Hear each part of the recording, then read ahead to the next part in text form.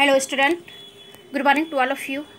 आइए आज हम लोग गांधीज़म को पढ़ेंगे, जानेंगे गांधीवाद क्या है और इनका विचारधारा क्या है। तो सबसे पहले हम कहेंगे कि गांधी जी के विचारों और आदर्शों का ही दूसरा नाम गांधीवाद है, यानी गांधीज़म है। वर्तमान में गांधी जी के इन्हीं विचारों तथा आदर्शों को गांधी दर्शन, गांधी मार्ग या गांधीवादी राजनीतिक दर्शन तथा गांधीवाद इत्यादि नामों से हम जानते हैं। इन विचारों तथा आदर्शों को भिन्न भिन्न नाम इसलिए दिए गए हैं कि गांधी स्वयं किसी वाद, संप्रदाय या सिद्धांत में विश्वास नहीं करते थे और ना ही अपने पीछे किसी प्रकार का वाद छोड़ना चाहते थे। उनका तरीका प्रयोगात्मक, अनुभववादी तथा वैज्ञानिक था।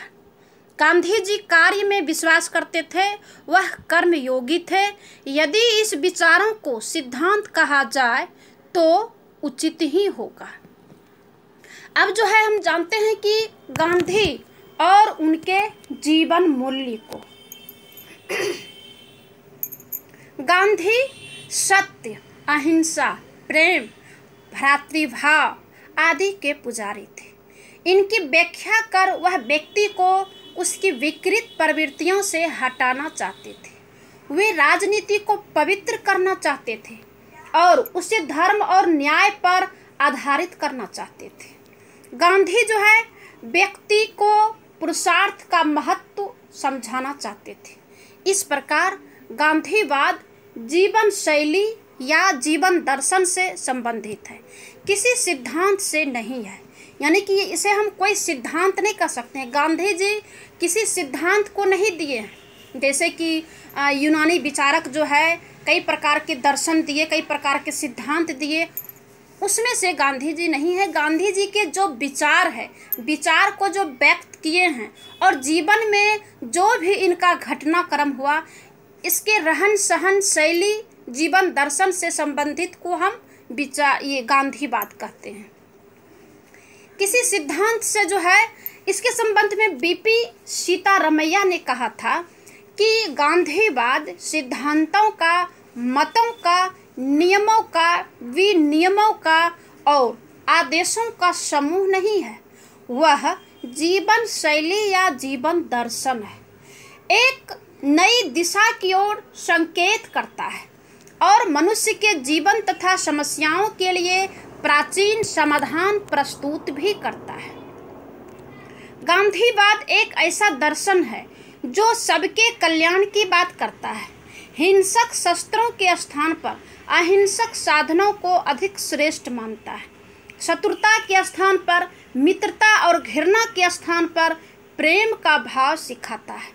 इसमें कार्य की प्रेरणा का स्रोत सत्य, धर्म और ईश्वर है। इसमें छल, कपट, स्वार्थ, क्रूरता, हिंसा, द्वेष इत्यादि की विकृति प्रवृत्तियों का कोई जगह नहीं है। इसे ही जो है गांधीवाद साध्य व साधन की पवित्रता पर बल देता है। अब आइए जानते हैं गांधीवाद विचारों का एक समूह। कहा जाता है कि गांधीवाद जो है एक विचारों का समूह है। यानी ये जो है गांधीवाद, गांधीज़म कोई थ्योरी इन्होंने नहीं दिया है और इन्हें कोई थ्योरी बताया भी नहीं है। इनके जो विचार है, विचारों का जो समूह है, उसे हम गांधीवाद कहते हैं। गांधी जी ने जीवन की भिन्न भिन्न समस्याओं पर परिस्थिति जन्य विचार व्यक्त किए। यानी कि जब जब जो परिस्थिति आया, उस परिस्थिति में इन्होंने कैसी प्रतिक्रिया व्यक्त किए, जो प्रतिक्रिया व्यक्त किए उसे ही हम इनके विचारों को गांधीवाद कह दिए। उनका नाम किसी एक विचारों से संबंधित भी नहीं कहा जा सकता है। गांधी जी के आदर्शों का जो आधार था वह था सत्य, अहिंसा, प्रेम, भ्रातृत्व। वे किसी व्यक्ति, देश या समय के लिए नहीं थे, बल्कि वे मानवता के लिए और सर्वदेशिक तथा सार्वभौमिक है। गांधी जी ने इस संदर्भ में एक बार कहा था कि गांधी मर सकता है परंतु सत्य, अहिंसा सर्वदा जीवित रहेंगे। गांधी जी द्वारा एक सिद्धांत या पद्धति से चिपके रहते थे। आवश्यकता पड़ने पर परिवर्तन में विश्वास भी करते थे। गांधी जी विचारशील होने के साथ साथ आचारवान व्यक्ति भी थे। जिस विचार को वह आचार में नहीं ला सकते थे उसे वह बहुत गौण समझते थे। वह ऐसे व्यक्ति थे जो ईश्वर पर अटल विश्वास रखते हुए और अहिंसा के मार्ग को अपनाते हुए अपने कार्यों को विश्वास के आधार पर करते थे। गांधी जी के विचार व्यापक, बहुमार्गी और बहुआयामी थे। वह जहां एक ओर व्यक्तिवादी, व्यवहारवादी, आदर्शवादी, समाजवादी, उदारवादी, अनुदारवादी, राष्ट्रवादी, अंतर्राष्ट्रवादी तथा सर्वोदयवादी थे, वह ये सब और इन सब में अधिक मानवतावादी थे। गांधी जी समूहवादी विचारक थे। उनके विचारों ने भारत और अन्य देश जैसे पश्चिमी देश दोनों को श्रेणी के विचारकों के विचारों का प्रभाव दिखाई देता है। वह महावीर, स्वामी गौतम बुद्ध, सुकरात, थोरो, क्रोपोटकिन और रस्किन के विचारों से बहुत ही प्रभावित थे। उनके विचारों में भागवत गीता व उपनिषदों का स्पष्ट जो है झलकता है। गांधी जी का पूरा जीवन दर्शन अध्यात्म पर आधारित था। उन्होंने पूंजी की अपेक्षा धर्म पर अधिक बल देता था।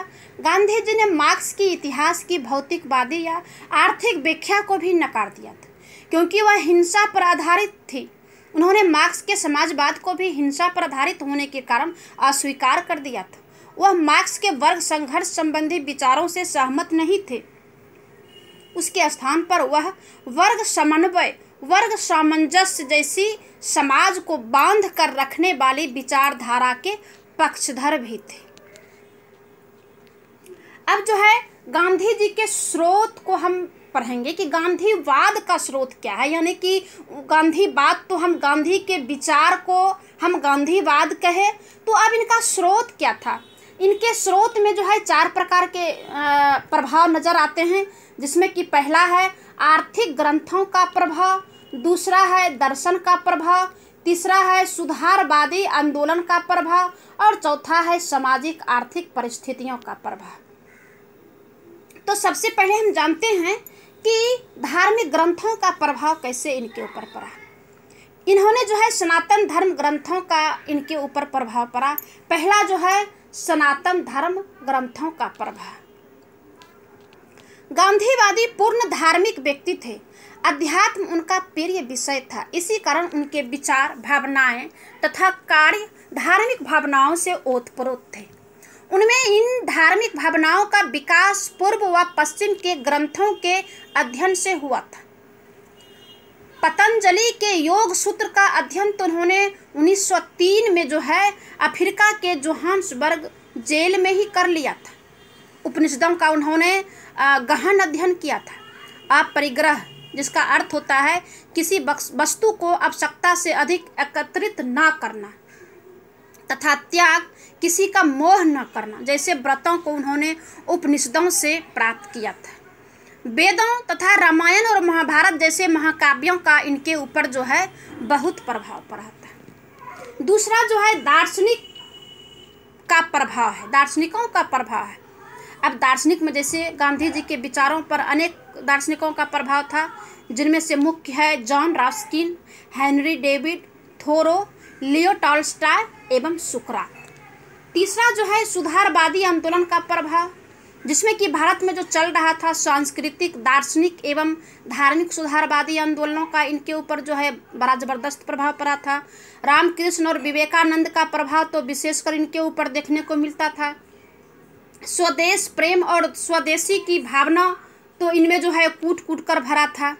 चौथा है सामाजिक आर्थिक परिस्थितियों का प्रभाव। भारतीयों की असहाय, अव्यवस्था और गरीबी का प्रभाव जो है गांधी जी के विचारों पर बहुत पड़ा था, जो कि समाजवादी विचारों का आधार बना था।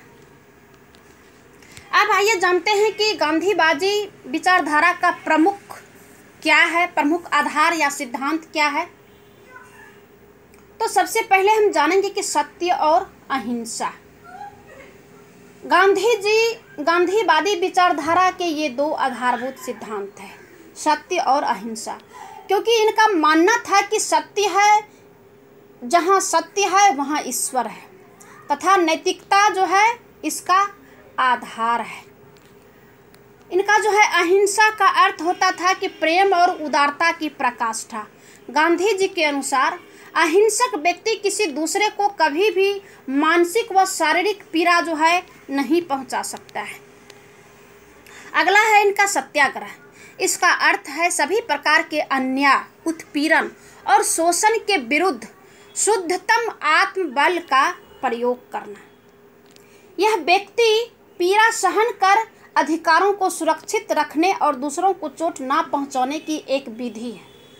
सत्याग्रह की उत्पत्ति उपनिषद, बुद्ध, महावीर की शिक्षा, टॉलस्टॉय और रस्किन सहित अन्य कई महान दर्शनों में जो है मिलता है। आगे इनका स्रोत जो है सर्वोदय है। सर्वोदय शब्द का अर्थ है यूनिवर्सल उत्थान या सभी के प्रति प्रगति, सभी की प्रगति। यह शब्द पहली बार गांधी जी ने राजनीतिक अर्थव्यवस्था पर जॉन रस्किन की पुस्तक अनटू दिस लास्ट पर जो है पढ़ा था। आगे है स्वराज। हालांकि स्वराज शब्द का अर्थ स्वशासन भी होता है, लेकिन गांधी जी इसे एक ऐसी अभिन्न क्रांति की संज्ञा दी जो कि जीवन के सभी क्षेत्रों को समाहित करती है।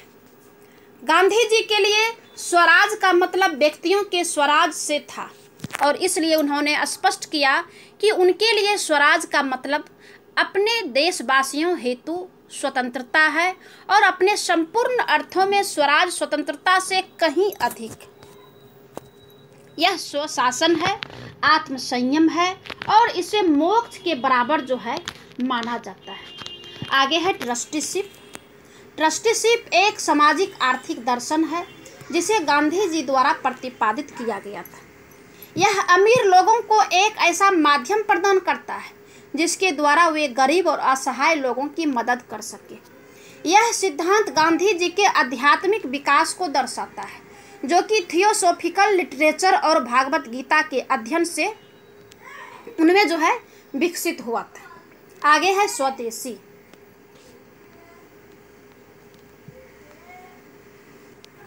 स्वदेशी शब्द संस्कृत से लिया गया है। यह संस्कृत के दो शब्दों का एक समायोजन है या संयोजन है। स्व का अर्थ होता है स्वयं और देश का अर्थ होता है देश, इसलिए स्वदेश का अर्थ है अपना देश। स्वदेशी का अर्थ अपने देश से है, लेकिन ज़्यादातर संदर्भों में इसका अर्थ जो है आत्मनिर्भरता के रूप में लिया जा सकता है। कहा जाता है कि स्वदेशी राजनीतिक और आर्थिक दोनों तरह से अपने समुदाय के भीतर ध्यान केंद्रित करता है। आगे है कि यह समुदाय और आत्मनिर्भरता की अन्योन्याश्रिता है, यानी कि समुदाय और आत्मनिर्भर दोनों जो है एक दूसरे के ऊपर आश्रित है।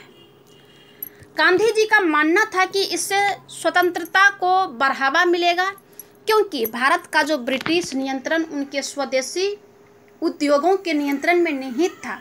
स्वदेशी भारत की स्वतंत्रता की कुंजी थी और महात्मा गांधी के रचनात्मक कार्यक्रमों में चरखे द्वारा इसका प्रतिनिधित्व किया गया था। अब आइए जानते हैं कि वर्तमान समय में गांधी की क्या प्रासंगिकता है या वर्तमान समय और गांधी। इसका दो पॉइंट जो है हम मुख्य रूप से कह सकते हैं, जिसमें कि पहला है कि यंत्रों पर निर्भरता दुखदायी। गांधी जी ने अपनी पुस्तक हिंद स्वराज में वर्तमान सभ्यता की भर्त्सना की है। यंत्र के बारे में गांधी जी के विचार रस्किन, टॉलस्टॉय और आर.सी. दत्ता के विचारों से प्रभावित था। यंत्र की तुलना गांधी जी ने उस साधन से की है जो मानव या पशु श्रम का पूरक या उसकी कुशलता बढ़ाने वाला नहीं, बल्कि उसका ही स्थान प्राप्त करने वाला है। बात भी सही है कि मान लिया जाए कि अभी कोई काम में 10 आदमी है, जैसे कि अभी मिक्सचर मशीन को देख रहे हैं कि जो बालू सीमेंट और गिट्टी को मिला करके मशीन जो है, जहाँ पर कि लोग 100 आदमी काम करता था, वहाँ पर एक मशीन जो है 100 आदमी का जगह ले लिया है। गांधी जी जो है इस टाइप के मशीन या किसी भी तरह के यंत्र का जो है पूर्ण विरोध करते थे। दूसरा है कि पूंजीवाद का विरोध। गांधी जी ने पूंजीवाद की भर्त्सना कड़े शब्दों में की है। उनका विश्वास है कि पूंजीवाद ने दरिद्रता, बेरोजगारी, शोषण और साम्राज्यवाद की भावनाओं को बढ़ावा दिया है। उनके लिए पूंजी का एकत्रीकरण अनैतिक है। पूंजीवाद के विरोध से यह नहीं समझना चाहिए कि गांधी जी मार्क्स की भांति पूंजीवाद का विरोध करते हैं। जहां मार्क्स अतिरिक्त मूल्य के पूंजीपति द्वारा हड़पने के आधार पर पूंजीवाद का विरोध करता है, वहीं गांधी जी पूंजीवाद द्वारा उत्पन्न असमानताओं के आधार पर उसका विरोध करते हैं। गांधी जी का विरोध पूंजीवादी से नहीं, उसके द्वारा उत्पन्न असमानताओं से है। अब आइए हम जानते हैं कि जो गांधी जी के विचार हुए स्रोत हैं या जो भी इनका विचार है, तो इनका जो है कुछ आलोचकों द्वारा इसका मूल्यांकन किया गया है, यानी आलोचना किया गया है, जिसमें कि गांधी जी के जो विचार हैं इनके नैतिक नियमों, सत्य, अहिंसा, प्रेम, सहानुभूति, सहयोग इत्यादि पर आधारित है। इन नियमों को अस्वीकार करते ही गांधी जी के विचारों की आलोचना की जा सकती है। वास्तव में नियम इतने शाश्वत है कि इनके अनुकरण करने में ही विश्व में अस्थायी शांति रह सकती है। तनाव का वातावरण समाप्त हो सकता है और घृणा को प्रेम में परिवर्तित किया जा सकता है। हिंसक उपायों द्वारा आक्रमण, युद्ध, क्रांति, उपद्रव, दमन कोई भी जो है अस्थायी शांति नहीं प्राप्त कर सकता है। युद्ध ने केवल युद्ध को ही जन्म दिया है, शांति को नहीं। यही कारण है कि गांधी जी के विचारों का समर्थन करने वाले जो है उनके विचारों को न केवल सार्वकालिक बल्कि सर्वदेशीय भी मानते हैं। मनोवैज्ञानिक दृष्टि से यह विचार क्रांतिकारी है, क्योंकि यह मानव की मूल भावनाओं में ही परिवर्तन लाना चाहते हैं। नैतिक दृष्टि में यह विचार मानव सौहार्द के जनक और प्रेरक होने के कारण श्रेष्ठ है। राजनीतिक दृष्टि से भी ये अधिक सरल, व्यापक और व्यवहारिक होने की संभावना है। सामाजिक दृष्टि से भी अधिक सरल, व्यापक और व्यवहारिक होने से अधिक मानवीय व सहयोग उत्पन्न करने वाले हैं। ये समाजवाद के ऐसे विस्तृत निर्दोष रूप है जिनमें कि व्यक्ति और समाज, राष्ट्रीय अंतर्राष्ट्रीय हित सुरक्षित है। ये न केवल पूंजीपतियों की क्रूरता से जनता की सुरक्षा करते हैं, बल्कि उन्हें भी आध्यात्मिक और नैतिक बनाने का प्रयास करते हैं।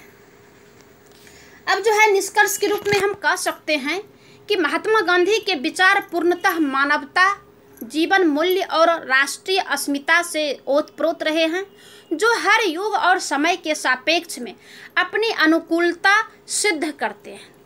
आज भी विश्व के समस्त शासक शांति और अहिंसा में विश्वास रखने वाले गांधी जी के विचारों में अपनी समस्याओं का मार्ग खोजने में सफल रहे हैं।